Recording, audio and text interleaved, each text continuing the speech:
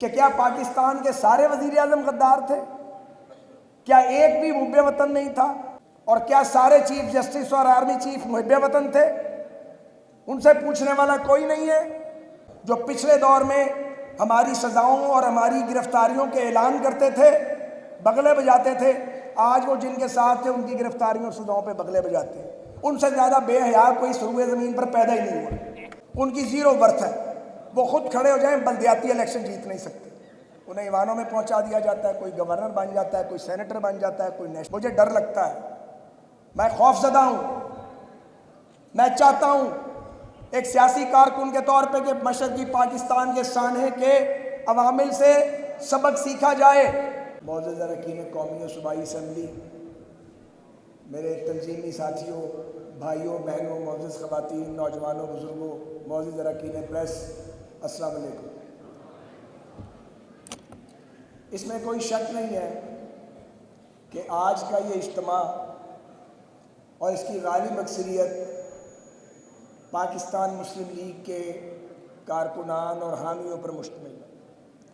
और ख़ूबी इस इज्तिमा की ये है अल्हम्दुलिल्लाह कि यहाँ बड़ी मुदल्लिल और तुंदो तेज़ तकारीर हुई, लेकिन इन सब सियासी कारकुनों ने उससे इख्तलाफ रखते हैं या इत्तफाक बड़ी तहम्मुल के साथ सारी गुफ्तगू को सुना और किसी एक तकरीर को भी इंटरप्ट नहीं किया।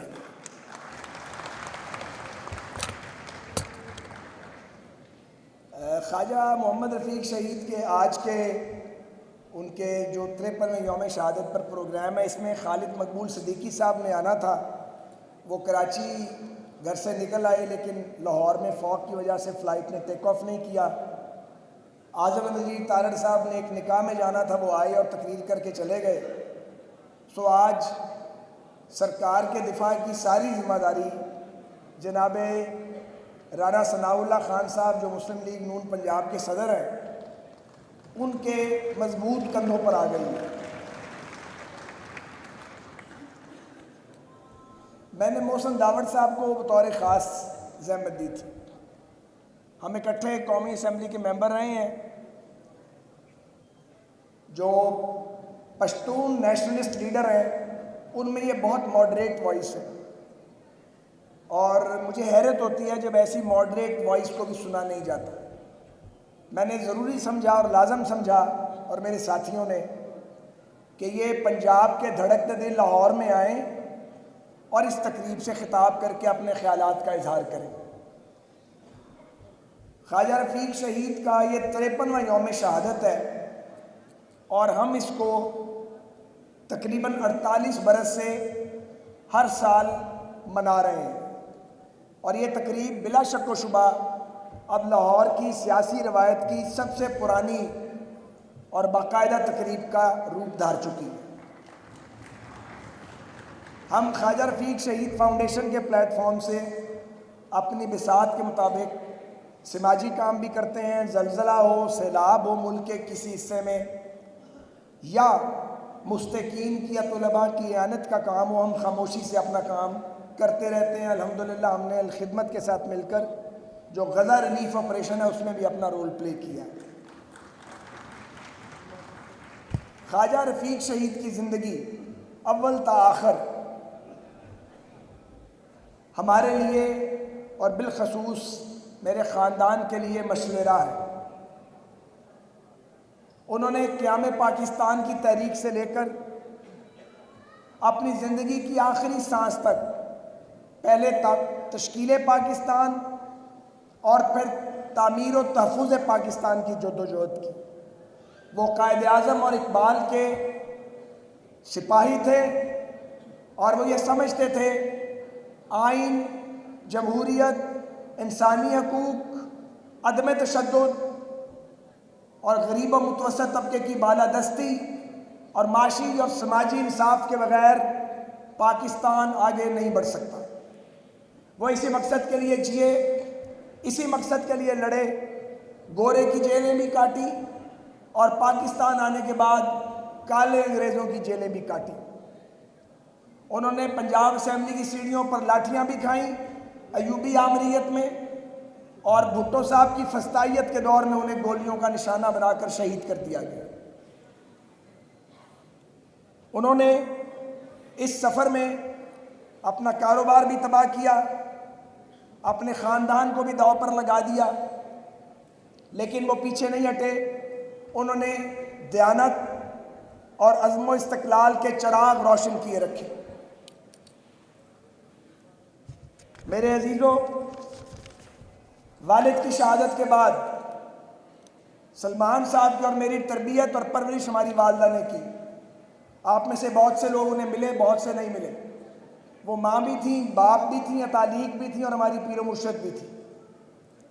लेकिन आपको मालूम होना चाहिए कि पीपल्स पार्टी से सख्त तरीन नज़रियाती और ज़ाती इख्तलाफ के बावजूद जब मजलिस शूरा बन रही थी और लोग भाग रहे थे कि उस शूरा का हिस्सा बने, हमारे ख़ानदान ने पीपल्स पार्टी से सख्त मुखालफत के बावजूद ज़िया मार्शल्लाह की हिमायत नहीं की और किसी उस बंदोबस्त का हिस्सा नहीं बने जिसका जमहूरियत से कोई ताल्लुक नहीं था।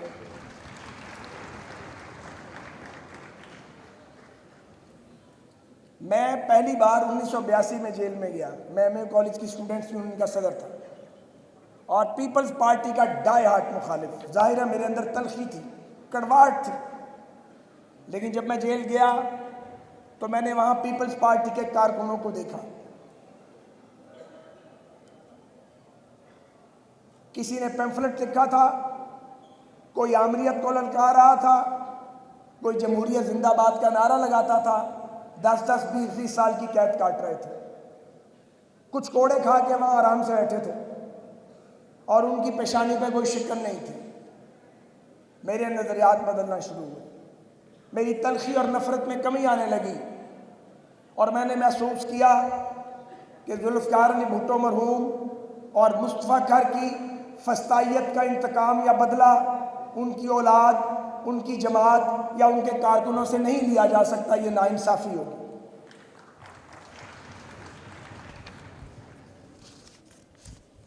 मेरे अजीज़ों, 50 साल से ऊपर के सियासी सफ़र के बाद, जिसमें कम से कम 14 बार मैं जेल गया हूँ, जब हुकूमत बदलती है मैंने जेल जाना होता है। सलमान साहब भी कभी कभी जाते हैं, इस बार फिर बड़ी लंबी जेल उन्होंने काटी मेरे साथ, पहले भी काटते रहे। और मुख्तलिफ अदवार देखने के बाद और अपने हाथ से लड़ाई लड़ने के बाद और जो लड़ाई लड़ी अपने तालिब इल्मी के दौर में, उस लड़ाई के बाद, उनसे दोस्ती के बाद, मैं ये समझता हूँ कि लड़ाइयाँ, झगड़े और फसाद और ताकत का इस्तेमाल रियासत को आगे लेके नहीं जा सकता। बदकिस्मती से, मैं आज चंद मिनट लूँगा, बदकिस्मती से क्या मैं पाकिस्तान के फ़ौरन बाद हमारे बाबाए कौम हमसे बिछड़ गए। हिंदुस्तान के बाबाए कौम 19 साल जिंदा रहे। वहाँ जमहूरियत आ गई, वहाँ जागीरदारों, सरमायादारों और फौजी जर्नैलों का गठजोड़ नहीं बना। यहाँ वो गठजोड़ बना और फिर कभी नहीं टूटा। जो सियासी जमातें अवाम ने बनाई उन्हें पजीराई नहीं मिली। जो सियासी जमातें एस्टेब्लिशमेंट ने बनाई उनको ताकत दी, कभी ताकत दी, कभी उनको बनाया, कभी गिराया और यह खेल चलता रहा। इस मुल्क में मादर मिल्लत से लेके आगे तक पाकिस्तान बनाने वालों को और उनकी औलादों को मुल्क दुश्मन, गद्दार और कौमी सलामती के दुश्मन करार दिया गया। और जिन लोगों ने यहाँ जमहूरियत की आबरू को लूटा, आइन को लूटा, आइन को पामाल किया, दरिया भेजे पाकिस्तान के, पाकिस्तान की सिक्योरिटी पे कॉम्प्रोमाइज़ किए, उन्हें यहाँ पे सल्यूट मारे गए और उन्हें कौम का हीरो बनाने की नाकाम कोशिश की गई। वो कोशिश कभी कामयाब नहीं हुई और जब कोई डिक्टेटर गया पीछे उसका कोई नाम लेवा नहीं बचा। मैं सोचता हूँ कि क्या पाकिस्तान के सारे वज़ीर आज़म गद्दार थे? क्या एक भी मुब्बे वतन नहीं था? किसी को भी मफर नहीं है? और क्या सारे चीफ जस्टिस और आर्मी चीफ मुहिब्बे वतन थे? उनसे पूछने वाला कोई नहीं है। कैसे चल सकता है 24 करोड़ का मुल्क? इस तरह नहीं चल सकता, क्योंकि पाकिस्तान के बानियों ने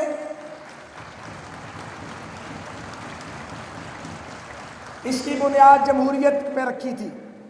पाकिस्तान गुरीला वॉरफेयर के जरिए हासिल नहीं किया गया, पाकिस्तान वोट की ताकत से हासिल किया गया।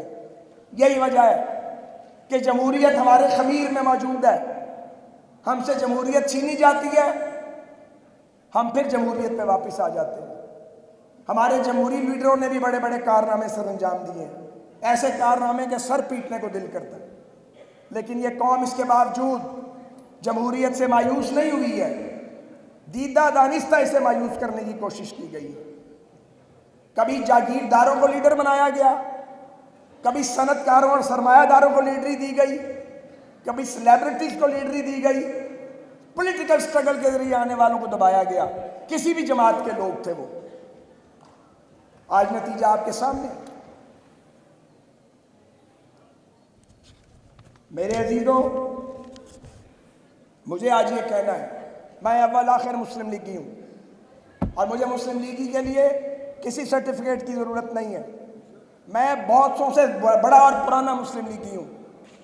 मैंने तो मुस्लिम स्टूडेंट्स फेडरेशन का फॉर्म नवंबर 1981 में भरा था, 81 नवंबर में फॉर्म भरा था, और आज तक अपनी जमात में ही हूँ।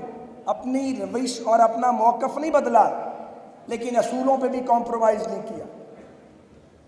भला मुझे आखिरी जेल में, ये जो पिछली जेल थी पता नहीं आखिरी या ये आगे क्या है, इस जेल में भेजने वालों का इन्होंने बड़ी नेकी की।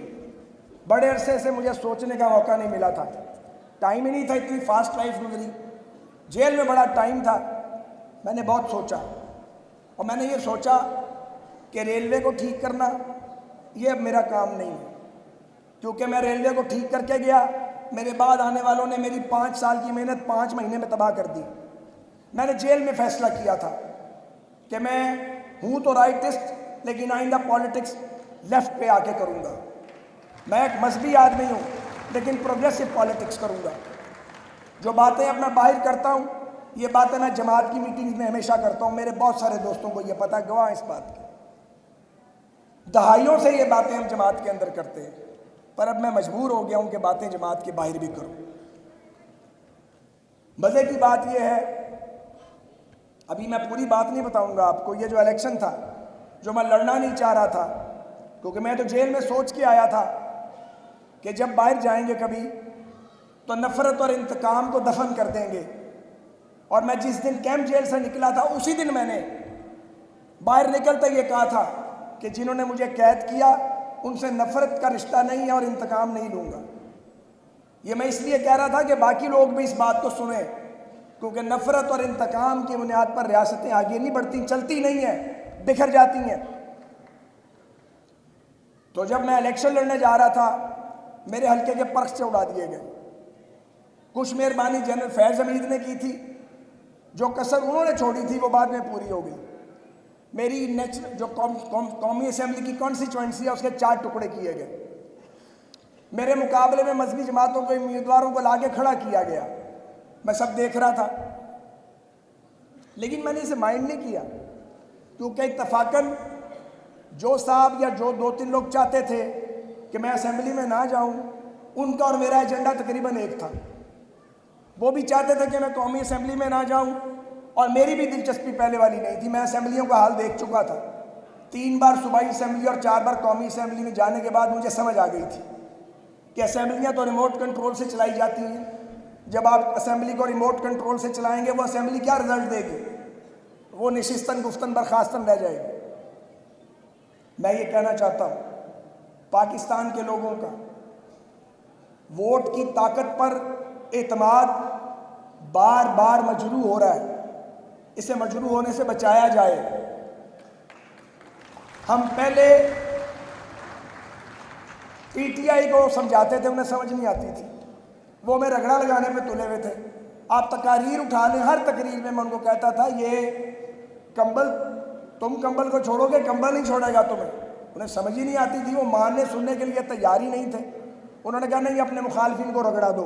इनके सर कलम करो, इनको सजाएं दो, इन पर हेरोइन डाल दो, इनको करप्शन के झूठे मुकदमात में रखे दो, नवाज शरीफ को न मिलने दो उनकी अहलिया से, उनकी बेटी को उनकी मौजूदगी में गिरफ्तार करके मेंटल टॉर्चर करो, शहबाज शरीफ को रगड़ा दो, हमारी सारी पार्टी को रगड़ा लगा।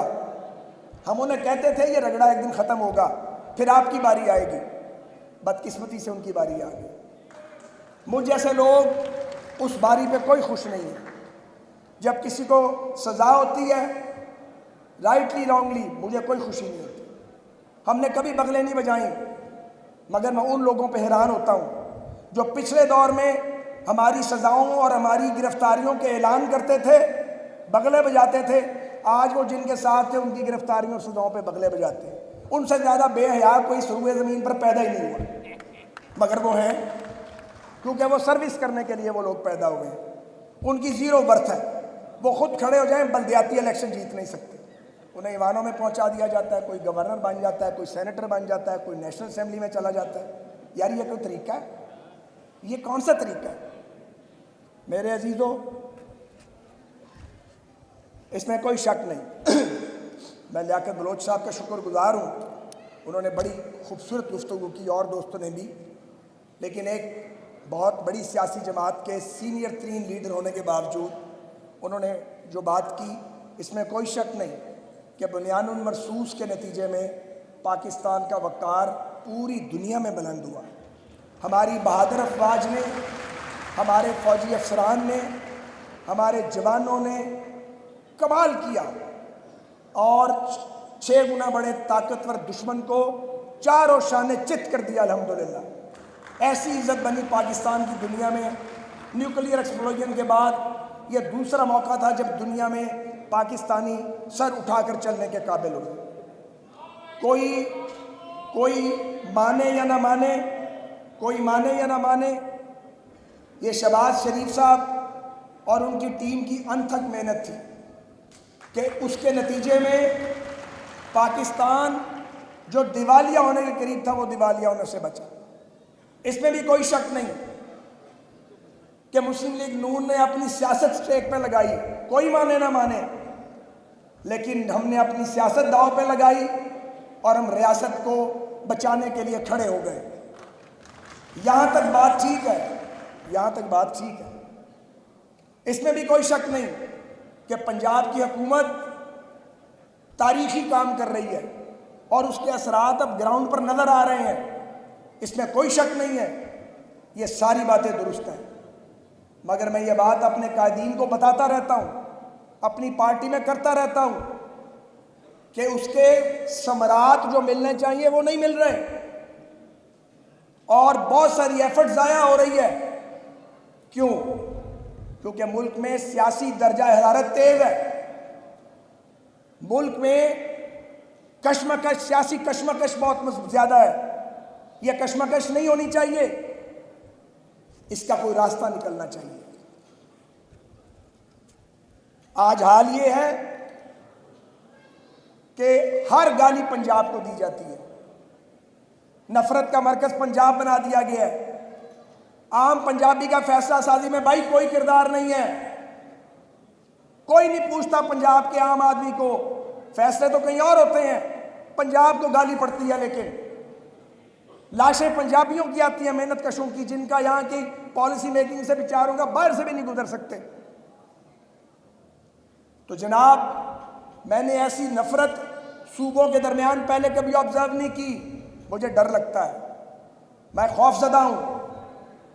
मैं चाहता हूँ एक सियासी कारकुन के तौर पे कि मशरकी पाकिस्तान के सानहे के अवामिल से सबक सीखा जाए, मगर नहीं सबक सीखा गया इस मुल्क में, इसलिए नफरत बढ़ती जा रही है। दावर साहब ने फेडरेटिंग यूनिट्स की बात की।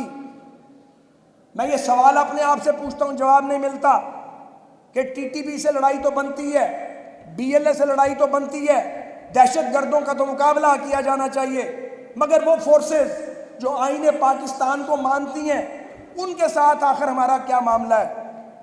मैं ये मुतालबा करना चाहता हूँ, ये अपील करना चाहता हूँ पाकिस्तान के नाम पे कि खुदा के लिए वो कुव्वतें जो आईने पाकिस्तान को तस्लीम करती हैं, जो सब हलाली परचम को सर बुलंद करती हैं, उनको इकट्ठे होना चाहिए।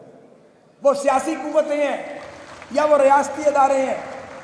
पाकिस्तान मुश्किलात में गिरा है। मैं सवाल पूछता हूँ, क्या सारे मसले ख़त्म हो चुके? क्या गुर्बत के खिलाफ जंग हम जीत चुके? क्या भूख खत्म हो गई है? क्या भारत का खतरा टल चुका? क्या अफगानिस्तान से ताल्लुकात ठीक है? क्या दहशतगर्दी खत्म हो चुकी है? क्या पाकिस्तान की मईशत टेक ऑफ कर चुकी है? क्या हम दुनिया की बड़ी इकोनॉमी बन चुके हैं? बताएं मुझे। ऐसा कुछ नहीं है। तो ये हमारे दुश्मन है। हम दुश्मन से नहीं लड़ते, एक दूसरे से लड़ते हैं। हम एक दूसरे से लड़के अपनी एनर्जी ज़ाया करते हैं। इस कौम के 78 साल ज़ाया हो गए हैं, और कितने बरस ज़ाया करेंगे हम पाकिस्तान के? पाकिस्तानियों का और कितना वक्त ज़ाया होगा? पाकिस्तानियों को पाकिस्तान के साथ जुड़ना है। यहाँ करने को बहुत कुछ है, लोग बाहर जा रहे हैं, कुछ काम ही नहीं मिलता लोगों को। कैपिटल की फ्लाइट हो रही है, कैपिटल तो पाकिस्तान के अंदर आना चाहिए। ये कौन सोचेगा? दुरुस्त कहा है शामी साहब ने, ये सियासतदानों का काम है। सियासतदानों का काम है ये। वो अपने आप को कामयाब साबित करें। मार पड़ती है, रगड़े लगाए जाते हैं, फिर बर्दाश्त भी किया जाता है। हमने पीपल्स पार्टी को बर्दाश्त नहीं किया। हमारे वालिद के कातलों को हमारे साथ बिठाया गया, हमने बर्दाश्त किया। उनके साथ हंस के मिले पाकिस्तान की खातिर। तो हमें बाकी लोगों से भी बात करनी पड़ेगी। ये बात किए बगैर रास्ता नहीं बनेगा। बात करनी पड़ेगी। आज करें या कल, कल करें या परसों, बात करेंगे तो मसला हल होगा। जो कुव्वतें आइन पे यकीन रखती हैं, जो पाकिस्तान के परचम को मानती हैं, उन्हें बैठना पड़ेगा। ज़्यादतियाँ तो बहुत हुई हैं। रियासती अदारों पे हमले किए गए। 9 मई डिलिबरेटली किया गया, कोई साजिश नहीं थी। 9 मई डिलिबरेटली किया गया। उससे पहले जब हमने नो कॉन्फिडेंस किया, इमरान खान साहब को चाहिए था नो कॉन्फिडेंस का जमहूरी तरीके से मुकाबला करते, उन्होंने नहीं किया। उन्होंने आइन की वायलेशन की और नो कॉन्फिडेंस उड़ा के रख दी। उनकी अपनी गलतियां बहुत हैं। 2 बार, मैं गवाही देता हूं, 2 बार हम इंतखाबात की तरफ गए। एक बार तब जब शाह महमूद कुरैशी साहब और डार साहब के पार्लेज हुए, मैं उसका गवाह। सब कुछ तय हो गया था, सब कुछ सेटल हो गया था, लेकिन खान साहब नहीं माने। और उसके बाद दूसरी मर्तबा जब बड़े मियाँ साहब ने शहबाज साहब को और हमें लंदन बुलाया और कहा ये गवर्नमेंट छोड़ दें आप, अभी 20 दिन हुए थे। उन्होंने कहा महंगाई की लहर आएगी, जिन्होंने किया वो भुगतें, मैं क्यों भुगतूं? ठीक कह रहे थे। फैसला हो गया। शहबाज साहब इंतज़ार कर रहे थे बड़े मियाँ साहब के सिग्नल का। जरदारी साहब और मौलाना फजलुर रहमान साहब नहीं मान रहे थे। उनको मनाने में 15-20 दिन लग गए। इमरान खान साहब को जब पता लगा कि हम हुकूमत छोड़ के जा रहे हैं इलेक्शन में, उन्होंने लॉन्ग मार्च अनाउंस करके गन हमारी कनपट्टी पर रख दी, अपना मौका ज़ाया किया। अगर वो नो कॉन्फिडेंस के बाद कायदे हिज़्ब इख्तिलाफ बन के बैठ जाते तो बाकी था क्या 1.25 साल 1.5 साल? ना 9 मई होता, ना आज वो जेल में होते, और ना हमें ये इतनी कशमकश करनी पड़ती। फिर गालियाँ, इल्ज़ाम, फिर फस्तायत इस हद तक कि उनका मुकदमा लड़ना मुश्किल है। अगर हम में से कोई उनका मुकदमा लड़ना भी चाहे तो किस बुनियाद पे लड़े? अपना केस ख़राब किया। कोई गारंटी देने को तैयार नहीं है कि ये बिहेव करेंगे। बिहेव से मुराद ये नहीं है कि ताबेदारी करेंगे, कि जमहूरी रवैया अपनाएंगे। कोई ज़मानत देने की पोजीशन में नहीं है।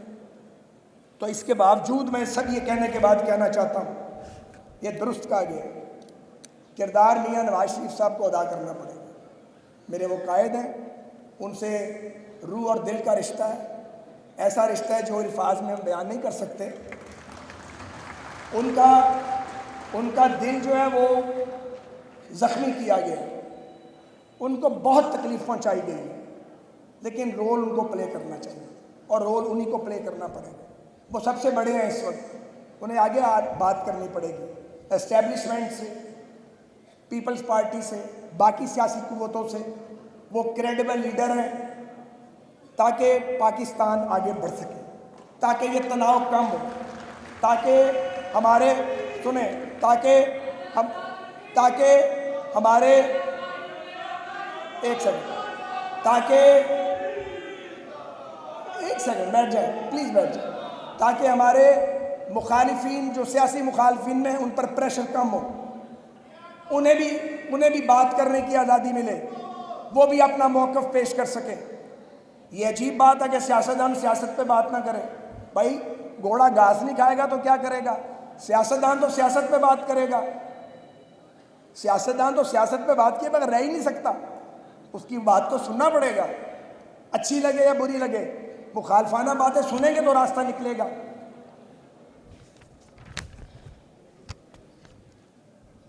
मैं ये समझता हूँ और मेरी सोच के हामिल हज़ारों लोग, लाखों लोग ये समझते हैं कि पाकिस्तान को एक नए पॉलिटिकल कॉन्ट्रैक्ट की ज़रूरत है, एक नया सियासी मुआहदा। शायद हम नया आइन ना बना सकें, लेकिन उस आइन में रहते हुए, उसके प्रीव्यू में रहते हुए एक पॉलिटिकल कॉन्ट्रैक्ट चाहिए, एक नया मिसाक जमहूरियत, एक नया मिसाक मईशत, जिसकी बात शहबाज शरीफ साहब ने की थी और उनका मजाक उड़ाया गया था। वो आज भी उतनी वैलिड बात है। मिसाक मईशत भी चाहिए, मिसाक जमहूरियत भी चाहिए। और जब सियासतदान बात करेंगे तो रियासती इदारों से हम तवक्को करते हैं, वो एस्टेब्लिशमेंट हो या अदलिया, कि वो उस प्रोसेस की हिमायत करें, उसको सपोर्ट करें, ताकि पाकिस्तान एक ताकतवर मुल्क बने। एक न्यूक्लियर पाकिस्तान, माशी दबाव में और कर्जों के बोझ तले दबा हुआ न्यूक्लियर पाकिस्तान सरवाइव तभी करेगा अगर यहाँ पे हारमनी पैदा होगी, अगर हम एक दूसरे से बात करेंगे। जब आप जंग लड़ते हैं दो मुल्क, तो उनके भी DGMOs एक दूसरे के साथ गुफ्तगू करते हैं। तो हम एक दूसरे के दुश्मन नहीं हैं, हमें एक दूसरे से बात करनी है।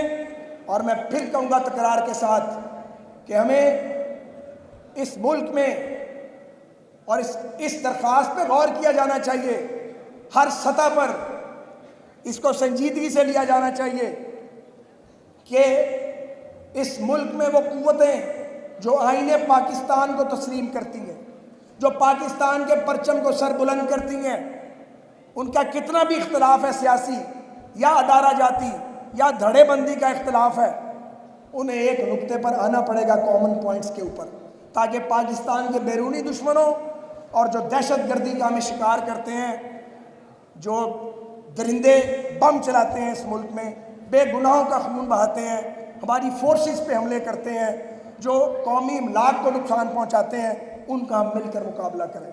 पाकिस्तान प्रेशर में है, रियासत दबाव के अंदर है। ये हमें ना बताया जाए कि रियासत दबाव में नहीं है। हम ज़्यादा जानते हैं, सारी ज़िंदगी पॉलिटिक्स की है, लोगों की पल्स पे हमारा हाथ होता है, सियासी कारकुनों का। रियासत को अगर दबाव से निकालना है तो फिर आईन में पाकिस्तान को मानने वालों को एक एजेंडे पर आना पड़ेगा। वो मिसाक मईशत का एजेंडा भी होगा, वो मिसाक जमहूरियत का एजेंडा भी होगा, तब पाकिस्तान सुपरसोनिक स्पीड के साथ आगे जाएगा। कोई साजिश नहीं थी। 9 मई डिलिबरेटली किया गया।